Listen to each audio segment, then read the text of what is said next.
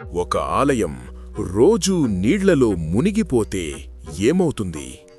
కూలిపోతుంది, పాడైపోతుంది. కాని ఈ ఆలయం మాత్రం అలా కాదు. ప్రతిరోజూ సముద్రం వస్తుంది, ఆలయాన్ని పూర్తిగా కప్పేస్తుంది.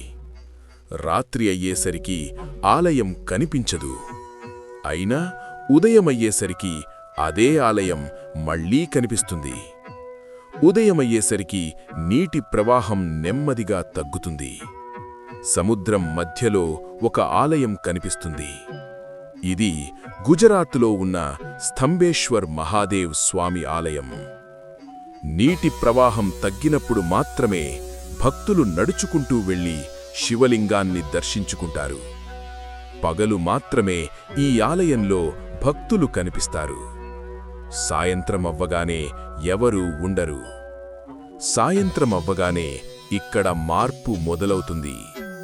అలలు నెమ్మదిగా పెరుగుతాయి. నీరు ఆలయం వైపు నెమ్మదిగా చేరుతుంది.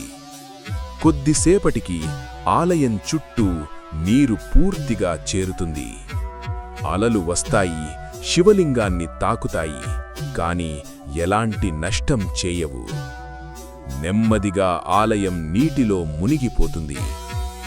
రాత్రి అయ్యేసరికి ఈ ఆలయం పూర్తిగా నీటిలో మునిగిపోతుంది. చుట్టూ చీకటి, అలల శబ్దం మాత్రమే. ఈ సమయంలో ఇక్కడ పూజ ఉండదు, ఎవరూ ఉండరు. అసలు ఈ శివలింగం ఇక్కడికి ఎలా వచ్చిందో తెలుసా? స్థల పురాణాల ప్రకారం ఒకప్పుడు ఈ ప్రాంతంలో సముద్రం చాలా ఉగ్రంగా ఉండేదట. అప్పుడు కార్తీకేయుడు అంటే స్కందుడు ఈ తీరానికి వచ్చాడని నమ్మకం. సముద్ర శక్తి తన హద్దు దాటుతోందని గమనించి తండ్రి అయిన శివుడిని ప్రార్థించాడట. అప్పుడు ఈ చోట శివలింగాన్ని ప్రతిష్ఠించాడని చెబుతారు. సముద్ర శక్తిని కట్టడి చెయ్యడానికి పెట్టిన ఒక హద్దు. రాత్రి అంతా ఈ ఆలయాన్ని సముద్రం పూర్తిగా కప్పేస్తుంది. అలలు వస్తాయి, మళ్లీ వెనక్కి వెళ్తాయి. ఉదయమయ్యేసరికి నీటి ప్రవాహం తగ్గుతుంది. ఆలయం మళ్లీ కనిపిస్తుంది. ఈ ఆలయం రోజూ మునుగుతుంది. కాలం గడుస్తున్నా ఈ ఆలయం అలాగే ఉంది. దేవుడు ప్రకృతితో పోరాడడు, ప్రకృతిని అదుపులో ఉంచుతాడు.